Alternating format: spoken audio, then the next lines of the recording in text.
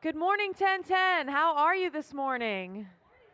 Good. Ooh, lively audience today. This is going to be fun. We have a lot of great music we're going to be singing together this morning, including we're going to be starting out with a traditional hymn called Let All Things Now Living. If you're familiar with the song, you're going to be very warmed up at the end of it, I promise. So let's stand as you're willing and able. Let's kind of get our bodies kind of engaged in this thing. So please stand. Kind of stretch up a little bit. Ooh, yeah, that feels good, right? It was cool enough this morning that I had difficulty getting out of bed. I don't know if that was the same for y'all, but all right. And bring your arms down to your side. Really roll those shoulders back. Take a nice deep breath in. And we're going to let it out on a sigh. Ah, nice. Try it one more time. Ah, nice. Are y'all ready to sing? Let's do it. Let all things now living a song of thanksgiving to God the Creator triumphantly raise, who fashioned and made us, protected and stayed us by guiding us on to the end of our days. God's banners are o'er us, pure love goes before us, a pillar of fire shining forth in the night, till shadows have vanished, all fearfulness banished, as forward we travel from light into light. I told y'all you were going to be so warmed up after this song. Let's try verse 2. By law, God, and forces, the stars in their courses, the sun in its orbit, obediently shine. The hills and the mountains, the rivers and fountains, the depths of the ocean proclaim God divine. We too should be voicing our love and rejoicing with glad adoration. A song let us raise, till all things now living unite in thanksgiving to God in the highest. Hosanna and praise. Can we sing We Too Should Be Voicing one last time? We too should be voicing our love and rejoicing with glad adoration. A song let us raise, till all things now living unite in thanksgiving to God in the highest. Hosanna and praise. Y'all are singing so well this morning. Pass the peace with one another and say hello. Greet each other with the peace of Christ.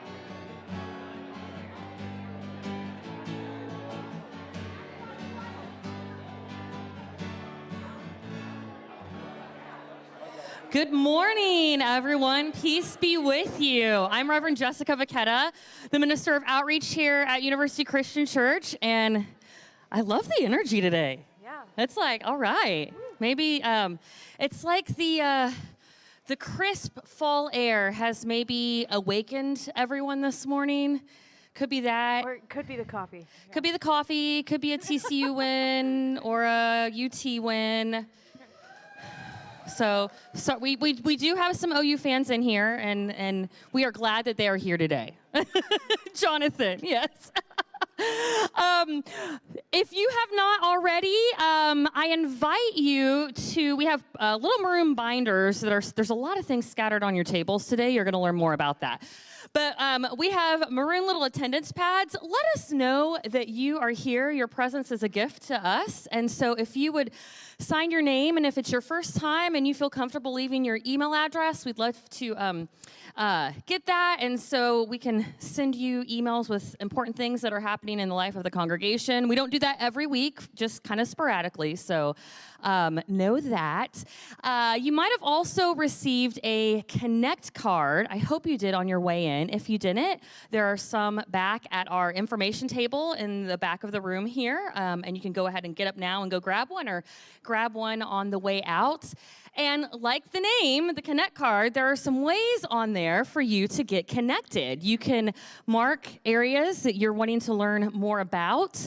You can scan some QR codes. We have one that you can scan and sign up to serve, specifically here at the 10:10 service, whether that's serving communion, reading scripture, greeting, and there's also a sign-up sheet that's not there this week, but it'll be back. But you can sign up on these cards, and there's also a QR code that you can scan to make a financial gift electronically, or when we come forward later in the service, you can place your gifts in the offering plates. And you can also write down any prayers that you would like to share with our clergy team. We love to be praying with you and for you throughout the week. And you can fill your prayer concern out or your joy, tear it off, and place it in the offering plates as well. And of course, if anything pops up during the week that you'd like us to hold in prayer, just send us an email, and we will get that added to our list. Next, if you take a picture of this slide, our coffee, which I think tastes extra delicious today since it's nice and cool out. It's a beautiful fall morning. But if you take a photo of this and show it at Ampersand, who provides our coffee at their university location or their location in the West 7th area on Wednesdays, you will get 20% off. So we hope that's something that you would take advantage of if you'd like. A couple of things to announce that are coming up. Our Trunk or Treat community event is back. We've kind of altered it. We did a drive-through last year because of COVID, but we are doing trunk or treats in the front lot where people decorate their trunks, and folks from the church and from the wider community and the weekday school come around, and they, trick or treat, trunk to trunk. So we need folks to decorate their trunk. We need volunteers to help pass out candy throughout the event, because as you can imagine, it goes by pretty quickly. We also have some bins scattered around the first floor of the church. If you'd like to donate candy, you can donate some bags of candy or some other treat. It doesn't have to be candy. Popcorn, pretzels, toothbrushes, I don't know. You pick, and you can pass those things out at your trunk. And then if you sign up to decorate a trunk, we also will help provide candy for that. That's a great question. Sorry, y'all. And it's not on there. Oh my gosh, the date's not on the slide. That is not very helpful. We'll get that fixed for next week. It's Sunday, October the 23rd. Is that a Sunday? Okay. It's the Sunday before Halloween, so October 23rd from 5 to 6:30 p.m., and we will update those times for next week. Good catch, y'all. Thank you. Also, as you know, we are in the midst of our Cornerstone Campaign that we launched last week.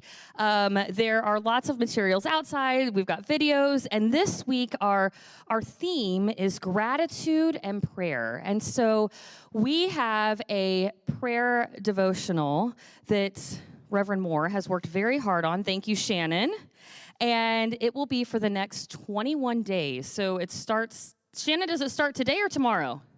Okay, all right, so the devotional journal starts today, and those are located at the back table. Austin's got one right there. You can just grab one on your way out. There's also some on the table out in the hallway, and they're just scattered around the church. So we hope that you grab one of those and that together we can be working through this daily devotional throughout the remainder of the month of October. I would like to invite up our minister to students, Reverend Allison Fitzgerald, who is going to share, going to talk a little bit about the cornerstones of our lives. Thank you, Allison. Good morning, everybody. This past week, during our evening youth group gathering, we talked a little bit about the Cornerstone Campaign. We played a game about gratitude. We watched one of the first videos that Russ put out, and we talked about what a capital campaign is. There were lots of questions about that. And then we took some time to sit and reflect on why we are grateful for University Christian Church. The answers that were given by the youth not only blew me away with their thoughtfulness, but they also showed in a really deep way how much this congregation and this church means to the youth in our congregation. They had answers like, I am grateful for University Christian Church because the community is amazing. I am grateful for University Christian Church because I feel safe here, because I feel comfortable here. I am grateful for University Christian Church because of the deep friendships I've made. It's so fun to come here. I am grateful for University Christian Church because it gave our family a fresh start. I am grateful for University Christian Church because it feels like home. Out in our reception area, you will see some gratitude cornerstones, and on them you'll see why the youth and children are so grateful for this place. I hope you'll go and take a look at what they had to say, and I'd also draw your attention to some cards that are sitting on your table. These are gratitude cards.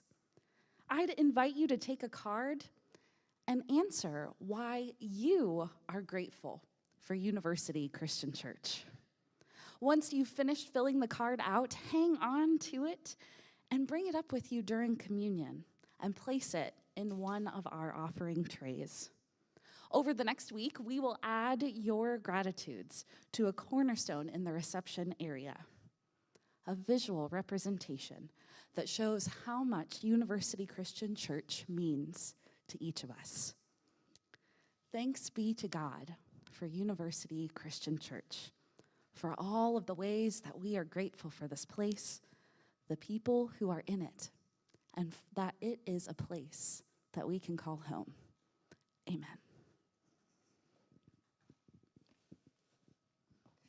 Will you pray with me? Generous God, thank you. Thank you for University Christian Church. Thank you for this faith community. Thank you for your generations of blessings to all of us. Thank you for a safe space where we can gather. Thank you for the conversations that are shared, the bread that is broken, the coffee that we drink, the songs that we sing. Thank you for our teachers. Thank you for the questions. Most importantly, thank you for your love that is so abundant in our lives. Thank you for that love, which is all we need. In this season of our life together at UCC, we ask that you give us eyes to see your vision for this place and for us, your people. Guide us in our discernment that we might want what you want. Grant us a glimpse of your holy imagination, that we might look beyond ourselves. Go with us, God, into the future that you have for this space, for your mission and your ministry that work through us. Free us from our own limited imaginations, that we might become co-conspirators in your creative mind, extending through our vision your extravagant welcome to all. Remind us that with you, everything is possible. We lift up this prayer and the prayers of our hearts that have gone unspoken this morning as we say the words Jesus taught the disciples. Our Father, who art in heaven, hallowed be thy name. Thy kingdom come, thy will be done on earth as it is in heaven. Give us this day our daily bread, and forgive us our debts as we forgive our debtors. And lead us not into temptation, but deliver us from evil. For thine is the kingdom and the power and the glory forever. Amen.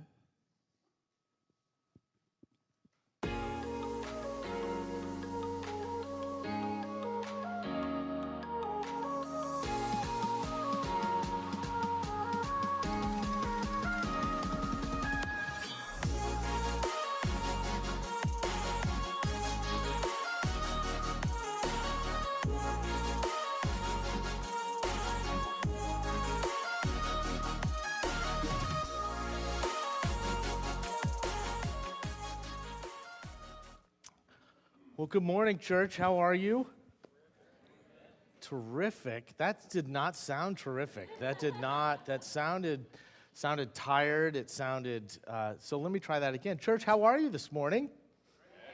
That is so much better. It is good to see you. My name is Russ. I'm the lead pastor here at UCC, and I'm excited. Whether this is your first time with us, whether you've been a part of this community of faith your entire life, I hope that over the course of this hour, you feel the sense of being at home, that this is a place where you long to come back to, that you return to, that this is sort of a holy and sacred experience for you over the course of this hour. As JV mentioned, that we last week, we launched a new capital campaign that we are calling Cornerstones. Basically, what we're trying to do is to renovate our old historic building, taking what we love about this building, but building on that and enhancing and to make it more inviting, to make it more welcoming. I just, show of hands, how many people have ever been lost in our building before? Yeah, that's pretty much most of you. At some point, you get lost, you get turned around, so we're trying to make it more inviting, make it more intuitive, to make our youth and our children's spaces more central to who we are. We really believe that that is sort of the heartbeat of our ministry, and sort of only makes sense that they are at the heart of our facility. This last week we released a new video that sort of walks us through some of the renovations that we're doing. And if you have not had a chance to see that, we emailed it out to everybody in the congregation, and it's been on all of our social media platforms. And if you have not had a chance to do that, it's on our website too, I think. I'm pretty sure, I hope. Yes, I'm getting a nod. And so it's on our website. I would really encourage you to do that. It's really helpful. It was helpful for me, and I was the one doing it. It was helpful for me to be able to see sort of kind of the before and afters, kind of walk through the building to do that. And then also, JV mentioned that we've got this devotional that we put together that starts today. We really want this to be, as you'll hear in just a minute, sort of grounded in prayer. Although I just told Shannon that at the 9 o'clock service in the sanctuary, I mistakenly said that it was a 29-day devotional. And so I told Shannon, quick, go write 8 more days. And he said no. I don't. That'll come up in your annual review, Shannon. So we're calling this a Cornerstone Campaign as a nod to those historic to those people in our history, the University Christian Church 90 years ago laid the cornerstone of our foundation, of our sanctuary, of our building, of our campus here, right in the midst of the Great Depression. On the very day that the president closed all the banks, said the banks are going to be closed the next day to try and stave off the Depression, the UCC leaders, the University Christian Church leaders, stepped out in faith and said, you know what, we're going to go ahead and lay this and we're going to build on this foundation. And we have a history of doing bold and brave things in the midst of difficult situations. So we're gonna tap into that legacy, but also look forward to who we believe that God is calling us to be and what God is calling us to do. And so that's what this is all about as we try to create a space that really is welcoming to all. And in this series as well, anybody else dealing with allergies these days? Yeah. So that was a nice sound, wasn't it? I hope that got recorded and is on the website. That'll really draw them in. That'll be great. So we're looking also in the midst of this campaign at some of the cornerstones of our faith, some of those things that we build upon, that we build our lives upon, that we build our faith upon. Last week we talked about ministry, about serving. My friend Steve was here, did a really great job of reminding us that sometimes that can be hard on buildings. So this week we're going to talk about gratitude and prayer and how those two things fit together and how they go together and they're intertwined and one leads to the other. And so the story that we're going to look at this morning to help us get into this comes from Deuteronomy, the book of Deuteronomy, which is in the Old Testament, sometimes known as the Hebrew Scriptures, and just sort of tap into where we are in that overarching narrative, which most Hebrew scholars say is the defining narrative of the Jewish faith and thus sort of the Christian faith as well. The Israelites have been wandering in the wilderness for 40 years. Moses led them out of slavery in Egypt, and then they got right up to it, and then they just sort of camped there for about 40 years. And so in this story that we're about to hear, Moses is reminding them of everything that God has done for them up to this point. All that God has done, all the way that God has led them up. And as they prepare to enter this promised land, this land that has been promised to them, he's giving them instructions, essentially on basically how to be grateful, but then just as important on that, what to do with that gratitude. And so that's the story for us this morning.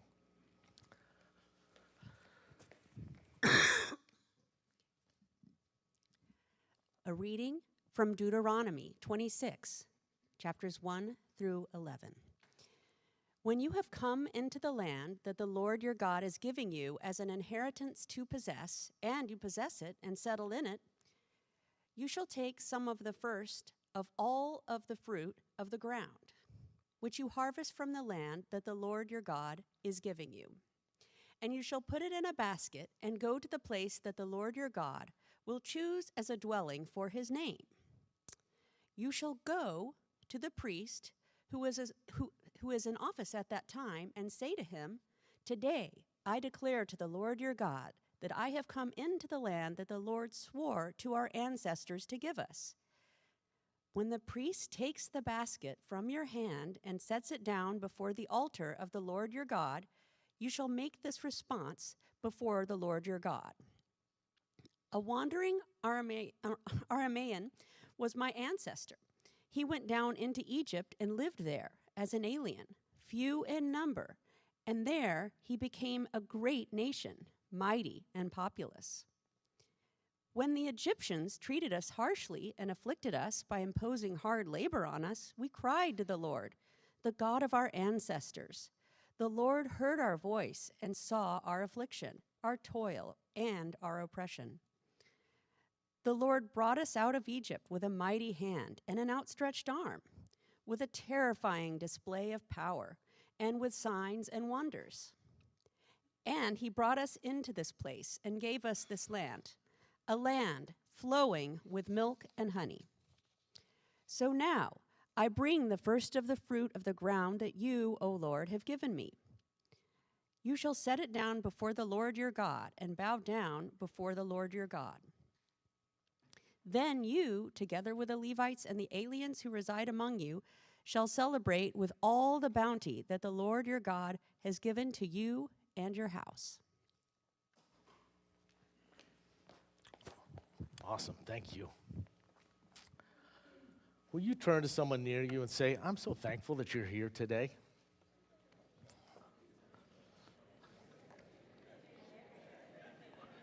But I want you to say it like you really mean it, though. I don't want you to just say it. I want you to say it like you mean it.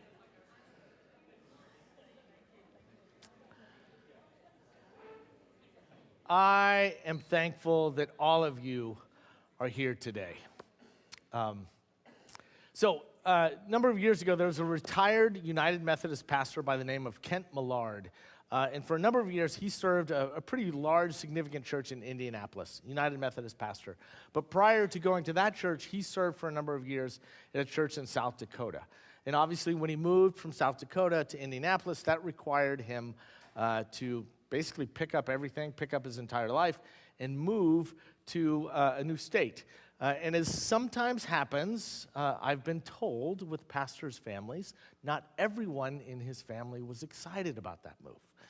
I've just heard this. I've never experienced that. I've just heard it. There was one son in particular whose name was Kendall. And Kendall was in the second grade. And when he was told that he was going to be moving from South Dakota to Indianapolis, he was not excited about it. Was very clear that he did not want to move, he did not want to leave his school, did not want to leave his friends, and he was not having it. And he made it very clear to his parents. Are you tracking with me? When they first arrived in Indianapolis, they moved into the house there that the church had provided for them. In the United Methodist Church, they oftentimes do what's the word I'm looking for here? Thank you very much, parsonage. Whew, thank God I don't talk for a living. That would be really embarrassing.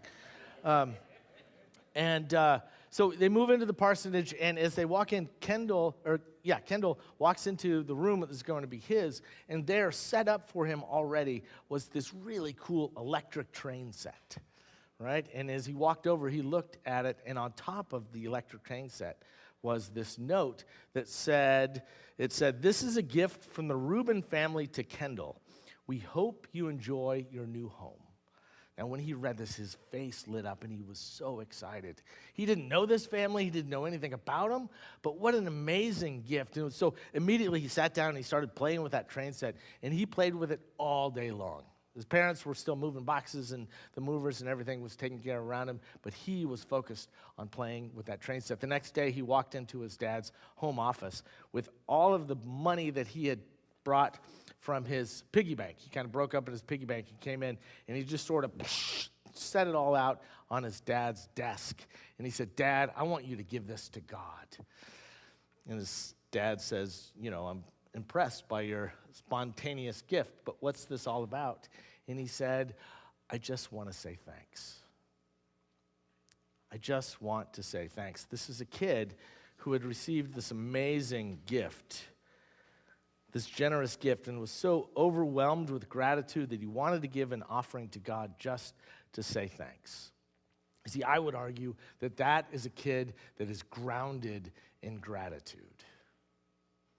He was grounded in gratitude. The truth is that all of us have received incredible gifts at some point in our lives, in some way, shape, or form, whatever those things might be, but they come to us from a generous God. God has filled us with blessings of life and of love, of family, of friends, of community, of a congregation, relationships, resources. Our lives are an embarrassment of blessings. And the truth is that all of us live that way. There was a book that came out a number of years ago called Climb Higher.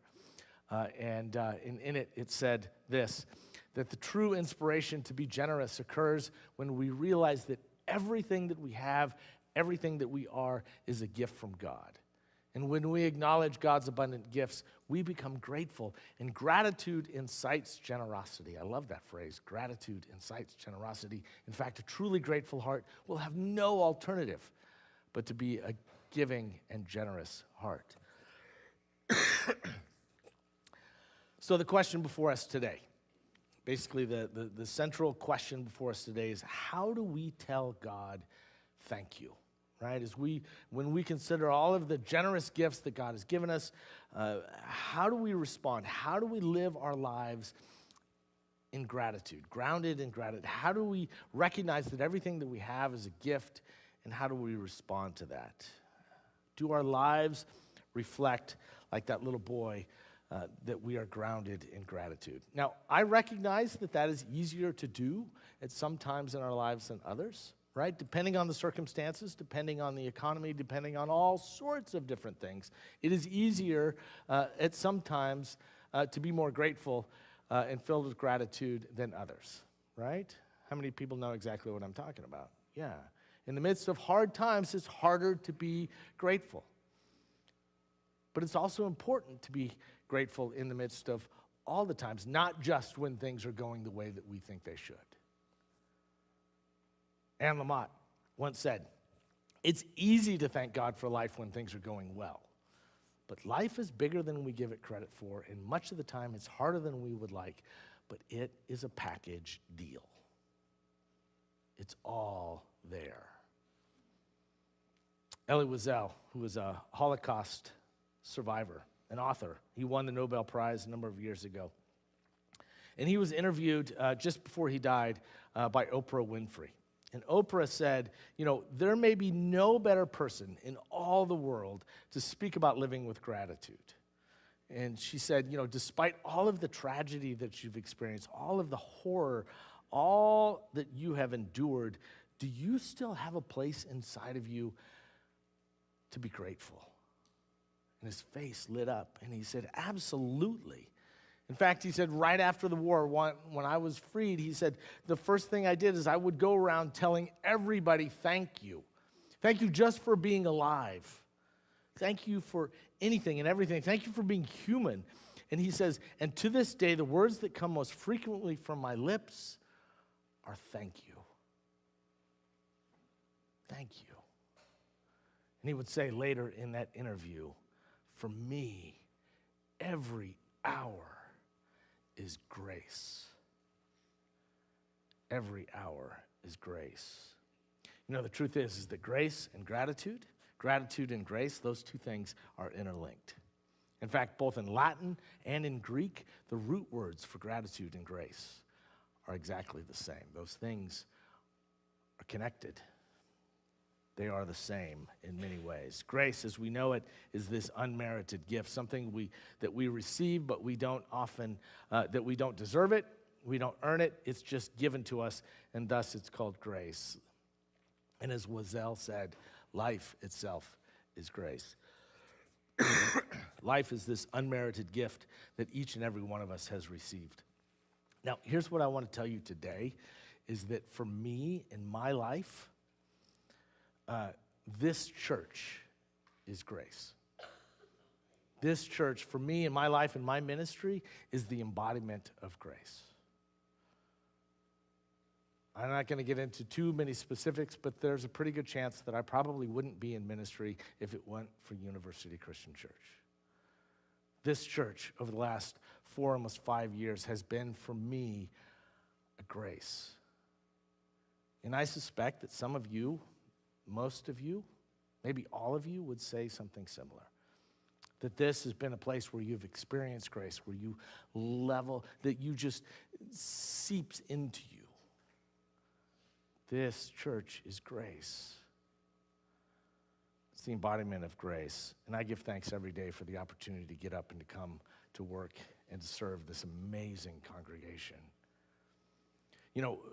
We talk about these opportunities to write down some of the things that we're thankful for, and I love this idea, and I think it's going to be so great over the next few weeks to be able to look and to see not just what we're thankful for, what we're grateful for in terms of this church, but to see what everybody else does. As I was walking down, I saw all sorts of things. The kids have already started, and there were some really cool things that said that. There was also one that said, this church makes my family grumpy. I don't know exactly what was on that. But how many of you go, oh yeah, I know what happened that morning, you know? I know what that is. But still we come, right? Because we love this church and we have an opportunity to experience grace here. So in this story of Deuteronomy, what was read just a few moments ago, Moses is speaking to the people of Israel. And as I said earlier, they're standing on the edge. They're just about ready to go into the promised land. And he's reminding them, remember all of the things that God has done for you to bring you to this point, right? Everything that has happened up to this point, God has done this. And yes, it has sometimes been hard and difficult, but God has led you through it. God has brought you to this point. And the only response is to be grateful. God has delivered you, given you this law, this thing that holds you together, this grace, this covenant, this commitment. And as he's preparing them, he's saying, be grateful, and here's what you need to do in order to do something with that gratitude, right? Towards the end, in verse 10, it says this, so now I bring the first of the fruit of the ground that you, O Lord, have given me. The first of the fruit of the ground that you have given me. Basically what he's saying, he's reminding them, is that we are to bring the first fruits, right? That first 10%, that first fruits that what of the harvest bring that, which is essentially what we do every Sunday morning, right? When we come and we bring our offerings, we bring the first fruit of what God has given us for that week. That's essentially what we do each week as an act of worship. And he's reminding these Israelites, he's reminding that everything that you have at this time in your life is a gift from God. He says you might be able to take credit. You might be able to take credit for the harvest, for the planting, for all the hard work that got you to this point, for all of the planning, all the preparation, all the sacrifice, all the blood, the sweat, all of the work that went into it. You can take credit for that. But he said, go back to that slide. Remember that without the soil, without the ground, without the fertile ground, there is no fruit. Without God, you have nothing. Yes, you are successful, and you have an education, and you have a great family, and you have a successful career. You have all those things, but none of it is possible without the ground of your being, the essence of your life. That is a gift from God. That is unmerited grace. You can work as hard as you want, but you can't earn that. That's what God gives us, the ground, the foundation, the stuff of life, the ground of our existence. Because all of life is built upon that ground. All of life is a gift. And life, every hour, Wiesel says, is grace. And so the right response to that gift, is gratitude. To live lives grounded in gratitude. But for real gratitude, for it to be grounded, for our lives to be grounded in gratitude, that's to be a way. It's a way of seeing that all of life is a gift, that everything that flows from that gift as if something we offer back in thankfulness to the one who is the source of all of our lives. So Meister Eckhart is a great theologian. He says, if the only prayer that we ever pray is thank you, it would be enough. If the only prayer that we ever pray in life is enough. Now, Meister Eckhart is a very successful theologian, and I would never argue with him except now. And I would say that is absolutely true to a point. Because I think at some point there needs to be a response, right? There needs to be a response. It's like being forgiven or saying I'm sorry. Let's say that.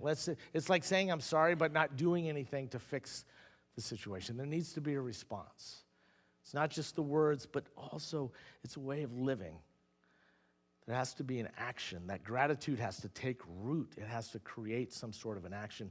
In many ways, that's what this whole series, what this whole campaign is about, right? With our lives grounded in gratitude, we are inviting each and every one of the folks in this congregation to ask a simple question, to get up every morning and to pray a simple prayer. God, what do you want to do through me? Understanding all of the incredible blessings that we have in our lives, what is our response? What do you want to do through me? But I would argue that that's not just about a capital campaign. That's not just about this. Can you imagine how your life might be different if you woke up every single day and said, God, you got 24 hours. Use me as you will. What do you want to do through me? Recognizing the great blessings of my life, they don't come to me, but through me. What do you want to do through me? Can you imagine if we had 4,000 members of this church and every single one of us woke up every day and said, what do you want to do through me? What do you want to do through us? How can we transform our community, the city of Fort Worth? How can we transform the world? It's a question that helps us focus on what God expects us, not what we expect of ourselves, not what we expect God to do, but what we expect God to do through us. If our lives are grounded in gratitude, our response will be revealed in that prayer. And what will be revealed, I'm pretty sure, is that God doesn't ask us to do more than we can, but God does expect us to do all that we can. So, as you may know, we have been working for the last several months, actually the last couple of years, with a consulting firm, a church consulting firm known as Horizons.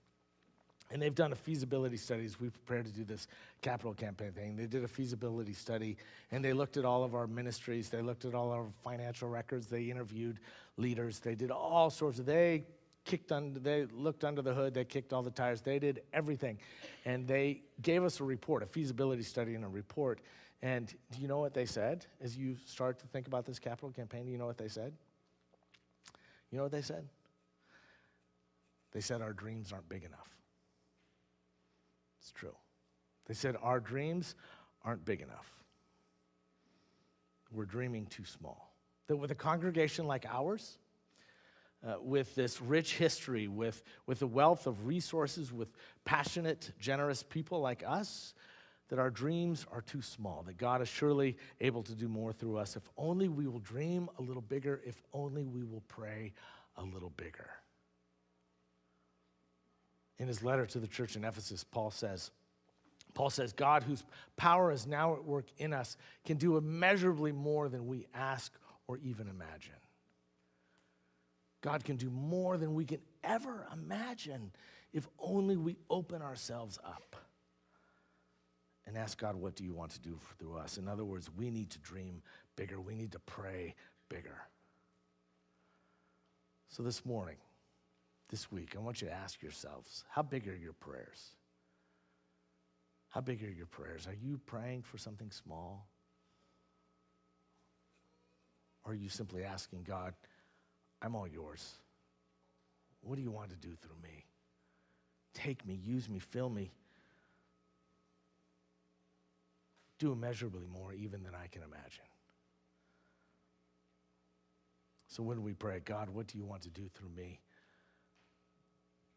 Give thanks. Pray big. Our lives are grounded in gratitude and revealed in prayer. Will you pray with me? God, open us up, fill us, use us, take us. Allow us to be the church that you created us to be. Invite us to be the people that you create us to be. We are so grateful, God, and our response to that is to give ourselves away in service to you. Amen.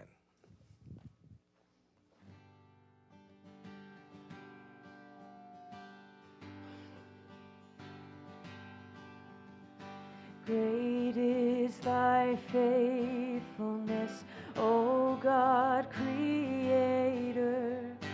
There is no shadow of turning with thee. Thou changest not, thy compassions, they fail not. As thou hast been, thou forever wilt be. Great is thy faithfulness, great is thy faithfulness. Morning by morning, new mercies I see. All I have needed, thy hand hath provided. Great is thy faithfulness, Lord, unto me. Summer and winter and springtime and harvest, sun, moon, and stars in their courses above, join with all nature in manifold witness to thy great faithfulness, mercy, and love. Great is thy faithfulness, great is thy faithfulness. Morning by morning, new mercies I see. All I have needed, thy hand hath provided. Great is thy faithfulness, Lord, unto me. Pardon for sin and a peace that endureth, thy own dear presence to cheer and to guide, strength for today and bright hope for tomorrow, blessings all mine with 10,000 beside. Great is thy faithfulness, great is thy faithfulness. Morning by morning, new mercies I see. All I have needed, thy hand hath provided. Great is thy faithfulness, Lord, unto me. Great is thy faithfulness, Lord, unto me. Thank you. Old hymns live in my head. I just sort of walk around all day and hum old hymns, and that's one of them. And I love that line that says, strength for today and bright hope for tomorrow. And I'm so grateful that we follow Jesus, who gives us that hope for today, strength for today, and hope for tomorrow. And I'm grateful for a place where we can come every week and be reminded of that strength for today and that bright hope for tomorrow. And so with thanksgiving in our hearts, every week we come to this table and we remember that Jesus, on the night that he gathered with his disciples, on the night that he would be betrayed, took bread and gave thanks for it and broke it. And he gave it to them. He said, this is my body, and when you eat this, I want you to remember me. And after supper, he took the cup and he gave thanks for that. And he gave it to them. And he said, this is the cup of the new covenant, and it's poured out for you. Whenever you drink this, I want you to remember me. And so, friends, in just a moment, I'm going to invite you to come forward to partake of the bread and partake of the cup and to remember this Jesus who gives us strength for today, and bright hope for tomorrow. I'm going to ask the communion servers to come forward. As you come forward, the bread is gluten-free. The juice is alcohol-free. In these baskets, we also have some of the little all-in-one sealed cups, if you would prefer those. I invite you to come forward, leave any gifts you may have, any prayer concerns, and your gratitude cards. Just place them right here in the offering plate. Friends, come. Let us share this meal together.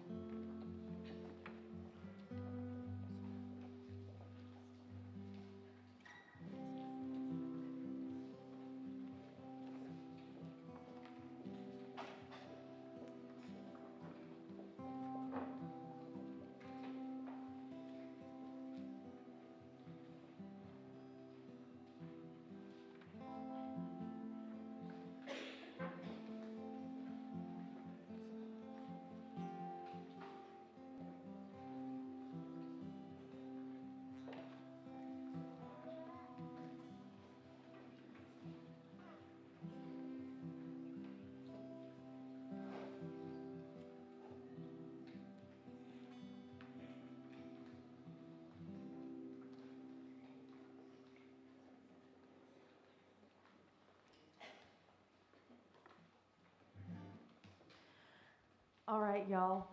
I know you've been waiting for this all week when you get to yell in church. I don't know if you remembered last week that that's what we kind of started doing with this new series song. Are you excited to yell in church? Okay, y'all are really excited, I can tell. Let's stand as you're willing and able. Let's do this, y'all. Is everybody kind of getting the hang of this song so far? Yeah? Yeah? It's pretty simple. I sing the part. How many of you guys do not know this song and were not here last week? That is okay. You're going to catch on really quick. So what I'm talking about yelling in church is there's a chorus portion of this song where I sing, "Who do you love?" And then you literally yell back in the same rhythm, "Who do you love?" It's in yellow. You'll get it, right? All right. So if you're not quite certain what that means, the very first time it happens, it'll shock you, and then you'll be right on board. So here we go.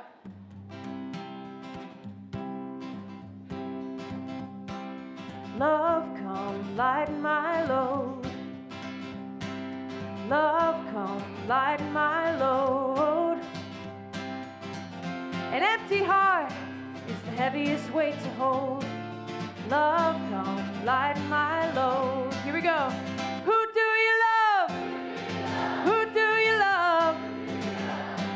Ask yourself, free yourself. Every love is one. Who do you love? Who do you love? Ask yourself, free yourself. Every love is one. Love, love, come lighten my load. Love, come lighten my load. Been lost so long, help me find the road. Love, come lighten my load. Who do you love? Who do you love? Ask yourself, free yourself. Every love is one. Who do you love? Who do you love? Ask yourself, free yourself. Every love is one. Love. Please take away my doubt. Please take away my fear. Please take away my foolish pride. Open up my hands, open my arms, open my eyes, open my heart up wide. Revolutions on the inside. Love, come lighten my load. Love, come lighten my load. An empty heart is the heaviest weight to hold. Love, come lighten my load. Who do you love? Who do you love? Ask yourself, free yourself. Every love is one. Who do you love? Who do you love? Ask yourself, free yourself. Every love is one. Love, love, come lighten my load. Love, come lighten my load. Love, come lighten my load. Love, come lighten my load. Good job, y'all. Will you? I'm going to ask you to do that again. Stephanie and I meet about once a month and we plan songs for this service, but usually it's mostly her suggesting things and me saying, that sounds great. And she just has such a gift like finding songs like this. So will you thank Stephanie for all that she adds to this service? So just a couple of things before we go out. Immediately following the service, there are some things happening. We got Youth Sunday School going with Allison. Where are you, Allison? Back here. We got Bridge AM. We got the post-worship conversation. I'm leading that today. We always gather right here around the purple couch and just chit-chat a little bit about what we just talked about. We've also got the Young Adult Sunday School group. Where's Austin? Right there's Austin. That is college and 20-somethings going to room 150. Also got youth stuff tonight. I think I skipped that slide, but all that's happening later on tonight. Also want to mention a couple of things in the larger church. If you're new to UCC, you may not know that we have an annual service called the Boar's Head Yule Log Festival. It's a big deal. Lots of folks participating in that, and they are casting for that next week. And you can find out more information about that on our website. But wanted to get that little bug in your ear. And also next Sunday, there will be a celebration for Judy Smith, who designed the chancel cross in our sanctuary, as well as some other contributions to arts here at UCC and in the community. And that's going to be after the 11 o'clock service next week. So you can also find out information about that on our website. All right. I'm exhausted. So, shall we sing our benediction? Let's do it.